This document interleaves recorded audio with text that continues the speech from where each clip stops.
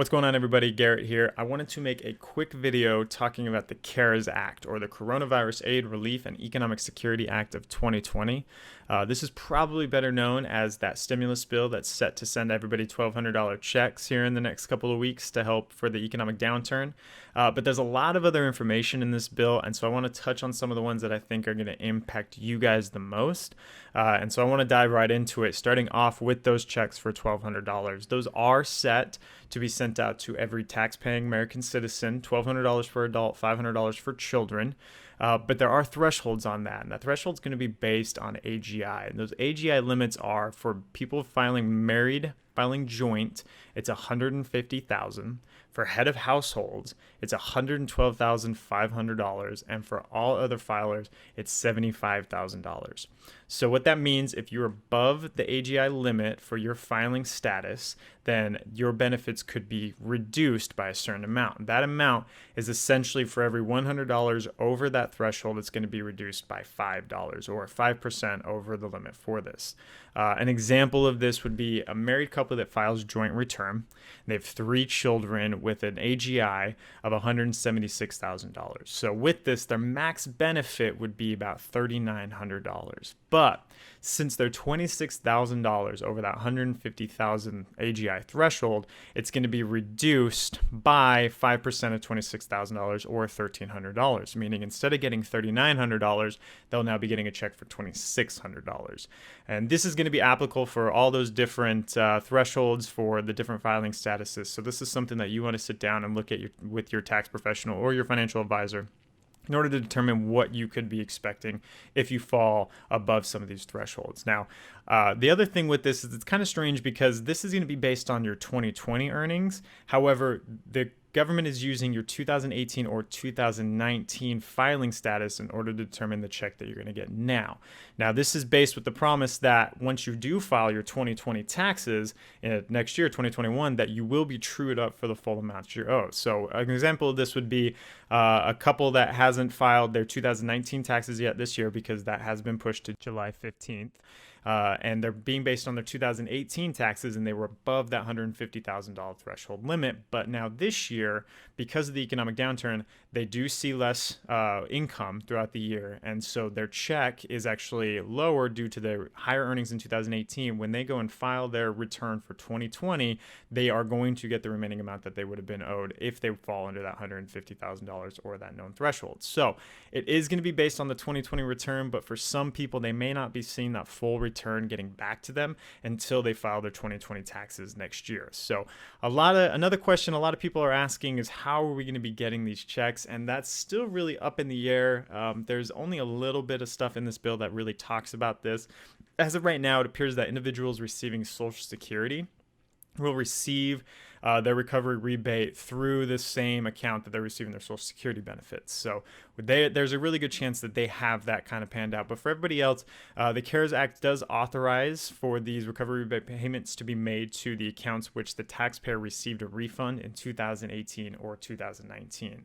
Now, if you fall under that one of those people and you filed to 2018 but you're not using that account anymore, that might be something you want to look into possibly changing somehow, because there may be a way, there may be an opportunity for lost money out there. The other way is just with the last known address on file, which again, this leaves an opportunity for a lot of lost money out there. So it's something to definitely talk to your tax professional about, or your financial advisor, see if there's something you can do for that.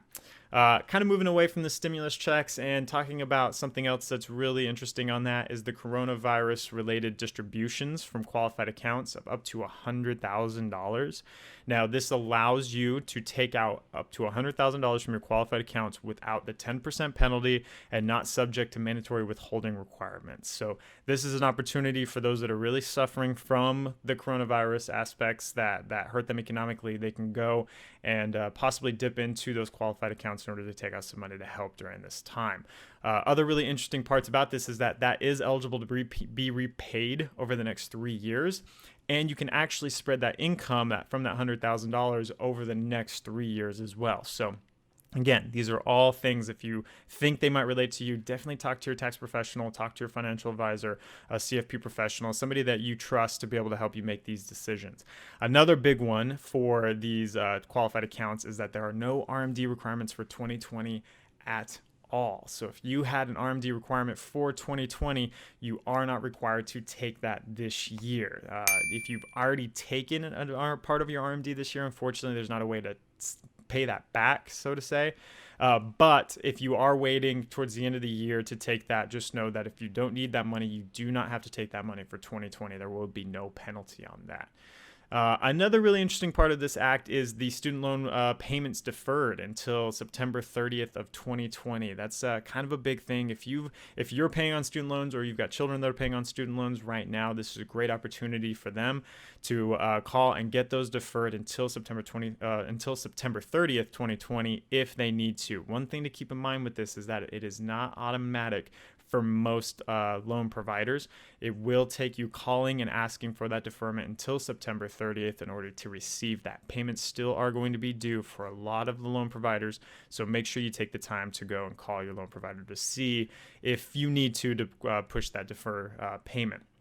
Another really interesting thing about this is that it's notable that this period of time will continue to count towards any loan forgiveness program. So even when you're in that deferred period, that is still going to count towards your loan forgiveness program. So for a lot of people that are working towards that 10-year loan forgiveness plan, that's a really interesting aspect that we're going to see with this here coming for this year, for 2020. So guys, there's a lot of other things in this bill. These are just some of the ones I wanted to touch on here. I didn't want to take up too much of your time for this video, but if you do have questions about this, please leave them in the comments below. I'll be sure to get to you, answer those questions as soon as possible. If you have anything you want to talk to me about specifically, you can send me a message, you can comment below. I'd be more than happy to talk on you one-on-one.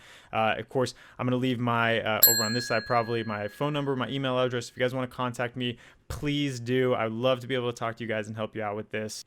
So that's it for me, guys. I look forward to answering your questions in the comments below, and look out for other videos talking on some of this stuff. We'll talk to you guys soon.